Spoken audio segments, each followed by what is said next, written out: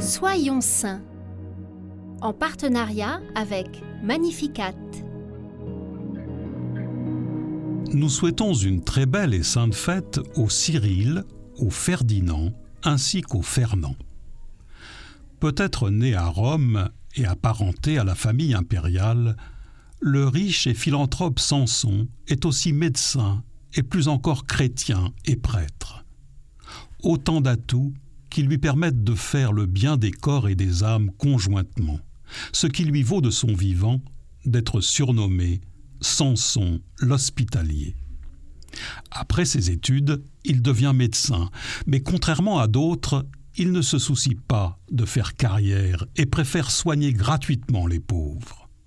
À la mort de ses parents très fortunés, il affranchit les esclaves, vend tous ses biens et part sans un sou pour Constantinople.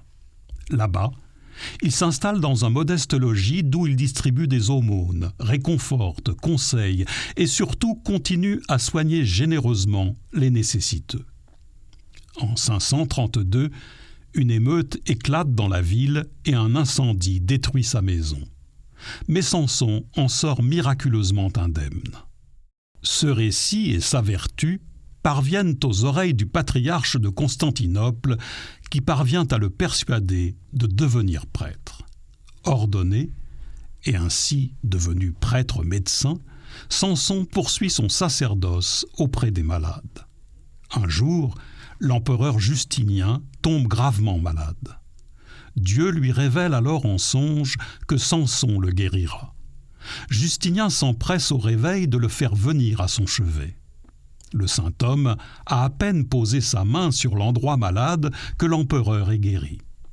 Il lui propose une grande fortune pour le remercier, mais Samson refuse ainsi. « Ô empereur, j'avais de l'argent et de l'or et d'autres richesses, mais j'ai tout abandonné pour l'amour du Christ, afin de pouvoir gagner l'éternelle richesse céleste. » Comme l'empereur insiste, Samson obtient la construction d'un hospice pour les pauvres et les malades, dans lequel il se dévoue sans compter.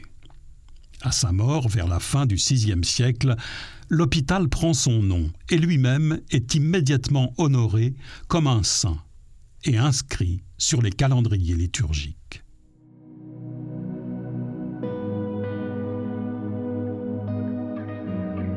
Seigneur, nous vous confions nos médecins, afin qu'ils s'emploient, à la suite de saint Samson l'Hospitalier, à accueillir avec un cœur généreux chaque malade, comme le Christ lui-même.